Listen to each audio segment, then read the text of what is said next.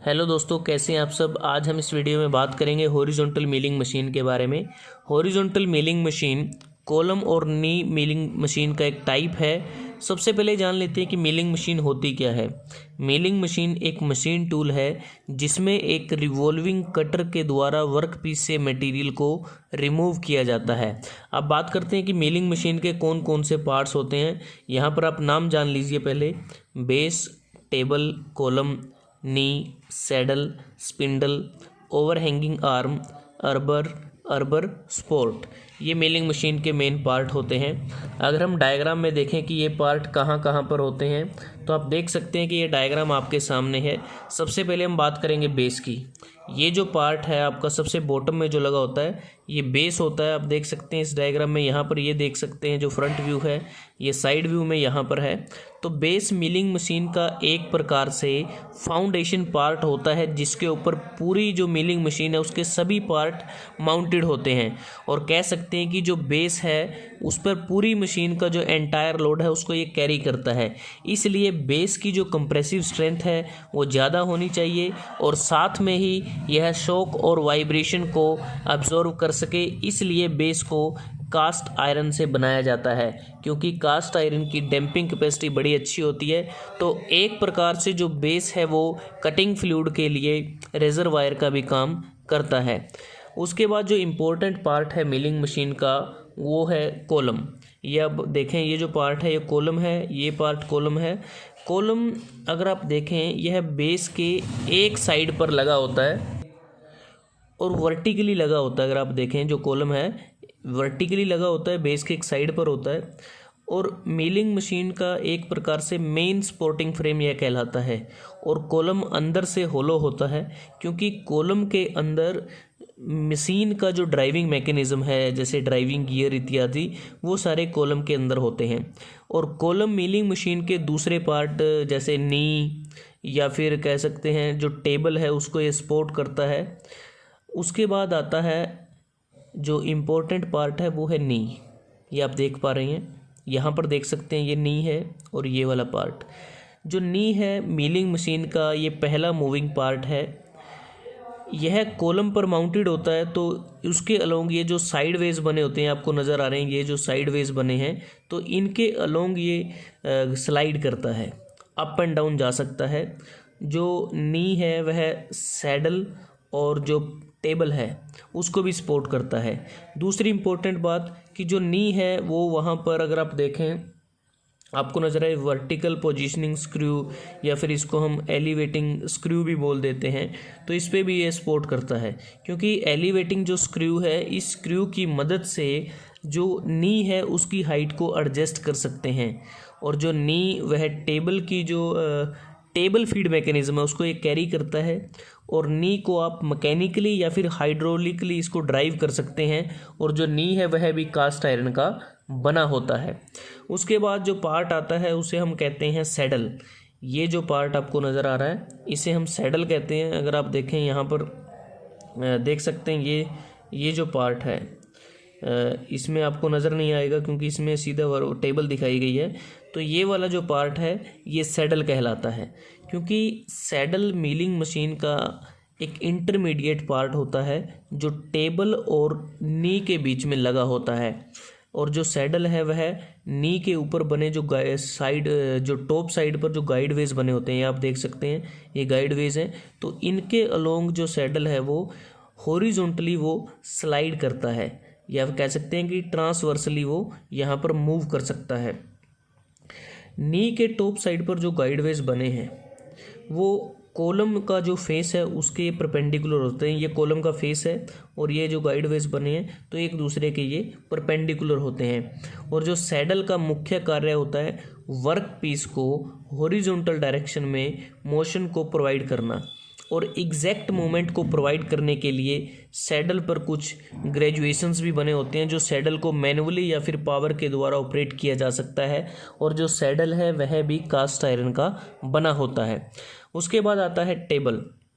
ये आप देख सकते हैं टेबल है, ये टेबल का ट्रांसवर्स हैंड टूल है। और जो टेबल है यह नी के ऊपर जो सैडल होता है और सैडल के ऊपर जो गाइडवेज होते हैं उन पर ये अटैच होता है। और टेबल हॉरिजॉन्टल प्लेन में लॉन्गिट्यूडनली ट्रैवल कर सकता है। वो लॉन्गिट्यूडनली इधर भी जा सकता है और इधर भी जा सकता है, और सैडल की मदद से इधर भी आ सकता है, और नी की मदद से अप एंड डाउन भी इसको किया जा सकता है। जो टेबल है वह मिलिंग मशीन का वह पार्ट है जो मशीनिंग के दौरान वर्क पीस को जिसमें हम होल्ड करते हैं। और टेबल कास्ट आयरन का बना होता है और इसके ऊपर टी स्लॉट बने होते हैं। ये जो स्लॉट आपको नज़र आ रहे हैं, ये वाले जो स्लॉट हैं, ये टी स्लॉट कहलाते हैं। अगर आप देखें यहाँ से क्लियरली आपको नज़र आएगा, ये टी स्लॉट इसमें बने होते हैं ताकि जो क्लैंपिंग बोल्ट के द्वारा टी स्लॉट की मदद से वर्क पीस को आसानी से क्लैंप किया जा सके। और टेबल वर्क पीस को 3 डिग्री ऑफ फ्रीडम प्रोवाइड करती है। जो पहला वर्टिकल मोशन होता है वो नी के द्वारा होता है, अप एंड डाउन, और दूसरा जो हॉरिजॉन्टल जो मोशन होता है वो फीड स्क्रू के द्वारा होता है सैडल पर, और जो तीसरा होता है वो हॉरिजॉन्टल मोशन होता है जो हम सैडल को मूव करके लेते हैं। तो इस प्रकार से इसमें 3 डिग्री ऑफ फ्रीडम होते हैं। उसके बाद है स्पिंडल।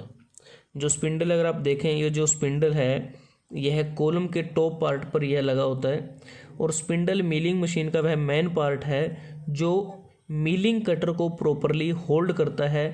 अगर हम बात करें, होल्ड करेगा वर्टिकली मिलिंग मशीन में, लेकिन हम आपके साथ डिस्कस कर रहे हैं हॉरिजॉन्टल मिलिंग मशीन। तो जो स्पिंडल है, स्पिंडल जो है वो कॉलम के अपर पार्ट पर माउंटेड होता है, और स्पिंडल को जो पावर दी जाती है वह पावर मोटर के द्वारा दी जाती है।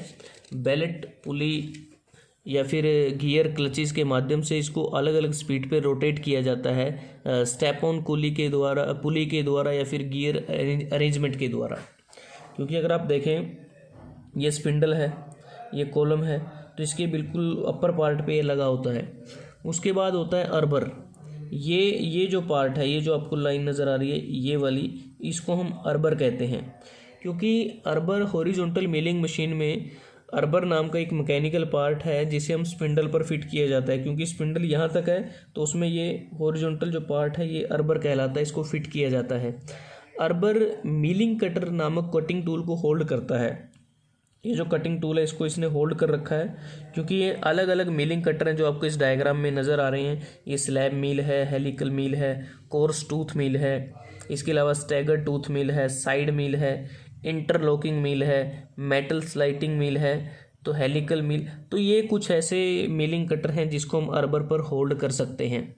और उसके बाद आता है ओवर हैंगिंग आर्म। ये जो आर्म है ये आप देख पा रहे हैं, इसको हम ओवर हैंगिंग आर्म बोलते हैं। ये कास्ट आयरन से बनी ओवर हैंगिंग आर्म कॉलम के टॉप साइड पर लगी होती है, और जो टॉप कॉलम सरफेस से ओवरहैंग, ये सरफेस है यहाँ से आगे ओवरहैंग करती है, और इसके दूसरे एंड पर ये अर्बर सपोर्ट लगा होता है जिसको हम योक भी कहते हैं। अर्बर सपोर्ट का प्रयोग, जो अर्बर होता है इसको राइट पोजीशन में या राइट प्लेस पर सपोर्ट करने के लिए किया जाता है। और अर्बर सपोर्ट का जो एक एंड है वह ओवरहैंगिंग आर्म के साथ अटैच होता है, जबकि दूसरा जो एंड होता है वो अर्बर के साथ अटैच होता है। तो ये कुछ महत्वपूर्ण पार्ट हैं। ये आपका कंट्रोल स्टेशन है, जो स्विचेस यहाँ पर दिए गए हैं, आप मशीन को कंट्रोल कर सकते हैं यहाँ से। तो ये कुछ महत्वपूर्ण पार्ट थे जो हमने आपके साथ डिस्कस किए कि किस पार्ट का क्या काम होता है हॉरिजॉन्टल मिलिंग मशीन में। अगर हम वर्किंग की बात करें, किस प्रकार से इस पर वर्किंग की जाती है, सबसे पहले अगर मैं बात करूं, जो मिलिंग मशीन है एक वर्साटाइल मशीन है जिसका प्रयोग जो रोटेटिंग मिलिंग कटर की मदद से वर्क पीस से मेटल कटिंग के द्वारा अलग अलग शेप बनाने के लिए किया जाता है। और जो अर्बर है उसको सबसे पहले अगर आप देखें, अर्बर पर मिलिंग कटर को सेट करते हैं, और जो अर्बर है वो स्पिंडल के साथ कनेक्टेड होता है। तो इसके बाद मिलिंग कटर को इसमें सेट करने के बाद जो नी है उसको डाउनवर्ड डायरेक्शन में मूव किया जाता है, और क्लैंपिंग स्क्रू का प्रयोग करके वर्क पीस को टेबल पर फिट किया जाता है। अगर आप देखें, टेबल के ऊपर वाइस लगा है और वाइस में वर्क पीस को फिट कर दिया गया है, तो फिट किया जाता है, और सभी जितने भी कंट्रोलिंग पॉइंट्स हैं उनको 0 पे सेट किया जाता है, जैसे नी पोजीशन है, सैडल पोजीशन इत्यादि को।